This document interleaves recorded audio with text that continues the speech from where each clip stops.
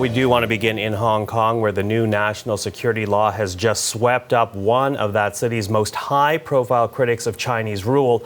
We're talking about media mogul and pro-democracy activist Jimmy Lai. He was arrested this morning at his newspaper office.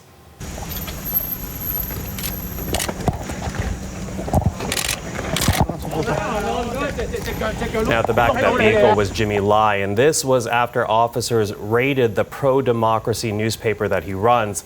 Lai accused under the national security law of colluding with foreign forces. Chinese state media is calling him a supporter of riots in Hong Kong.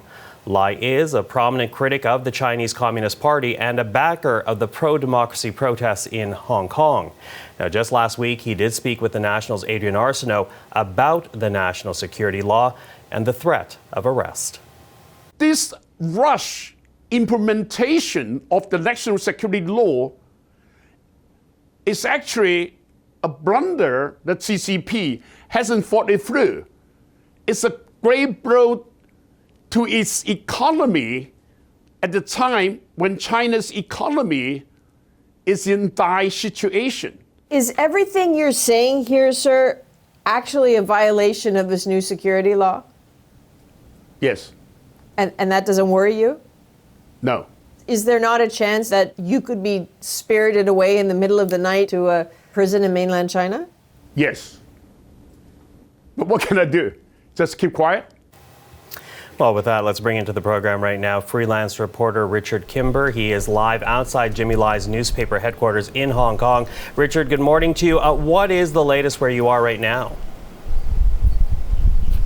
Well, as you can see behind me, there's still a significant police presence here many hours after his arrest took place, and hours even after more than 200 officers came to raid these offices, taking with them boxes of documents as part of their search operation. The effect of this arrest has spread very quickly through Hong Kong on social media, with many pro-democracy activists condemning this arrest, saying that it's the end of press freedom in Hong Kong and the beginning of the end, they say, for Hong Kong's freedom of speech. The arrest has been celebrated, I must say, among some local pro-government supporters who see Jimmy Lai's media operation as a source of troublemaking, stirring up pro-democracy activism. But there is widespread concern here also among the press and journalistic community about whether or not the raiding of a media organisation behind me here is actually a signal of some tighter freedoms being curtailed in Hong Kong.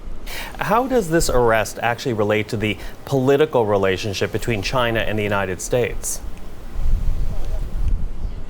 Well, it's just so hard at the moment to look at any specific case in isolation. There are charges being filed very regularly here against pro-democracy activists or anti-government protesters, and each of them in some way is wrapped up in this much bigger picture between the United States and China. Just this afternoon, hours after the arrest of Jimmy Lai, China has retaliated against US sanctions that were filed Friday against some top officials here in Hong Kong and mainland China, with its own sanctions against some top US senators. So this tit-for-tat exchange between the US and China is a constant throughout all of these more domestic arrests that are taking place here in Hong Kong. And as a result, it's very difficult, analysts say, to separate the two. Each and every charge and each and every arrest taking place here is somehow wrapped up into this much bigger narrative. And until they say this bigger narrative can be resolved between the US and China, it's unlikely there'll be much change here in Hong Kong on the ground.